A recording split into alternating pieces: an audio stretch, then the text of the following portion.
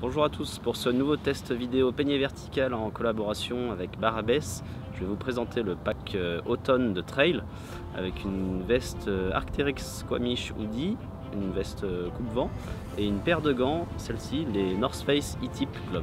Alors on va commencer avec la veste Arc'teryx Squamish Hoodie, celle que je porte actuellement et que j'ai testée cet automne. Donc on est sur une veste coupe-vent qui est un mix entre justement coupe-vent et veste de montagne, puisqu'on est sur un poids de 155 grammes, donc assez loin des standards des vestes ultralight qu'on trouve en trail actuellement, qui tombent jusqu'à 70-80 grammes. Pour parler des points forts de cette veste Arc'teryx, justement, elle bénéficie du label Arc'teryx, de la qualité du savoir-faire de la marque. On le retrouve notamment au niveau de la coupe et de l'ergonomie, c'est vraiment très bien taillé, ça tombe parfaitement. On a un dos qui est un peu plus long que le devant, les poignets qui sont bien ajustés, une capuche qui tombe parfaitement sur la tête, quel que soit le mouvement qu'on donne, et qui surtout ne gêne pas la vision et qui protège bien du vent.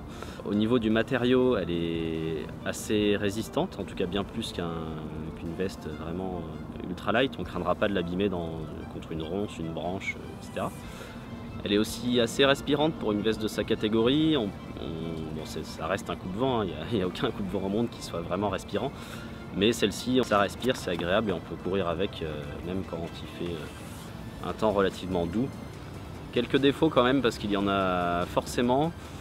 Elle n'est pas très compressible à mon goût, ça reste une veste qu'on peut plier facilement, mettre dans un sac à dos pour une sortie. Moi je l'utilise avec un sac à dos de 5 litres, mais elle pourrait se plier beaucoup plus. Un autre petit point d'amélioration, c'est la fermeture éclair qui est vraiment basique, c'est un petit peu dommage, on aurait pu mettre une fermeture éclair étanche, ou en tout cas plus discrète comme c'est le cas sur la poche de la poitrine. Au final, c'est une très bonne veste de trail automne-hiver. Elle ne sera pas étanche, donc pas acceptée dans les règlements comme veste imperméable au niveau des grands trails comme l'UTMB ou autre.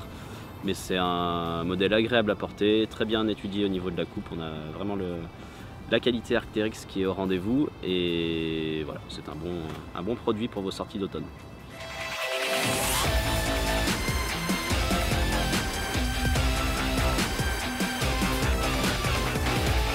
On passe au deuxième produit de ce pack, les gants North Face E-Tip Glove.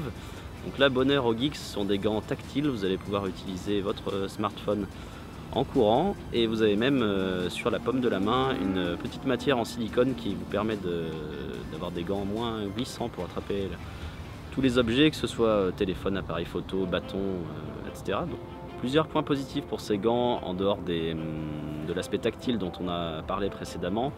Ils sont assez chauds, donc pas mal pour les sorties d'automne et d'hiver. Ils restent respirants.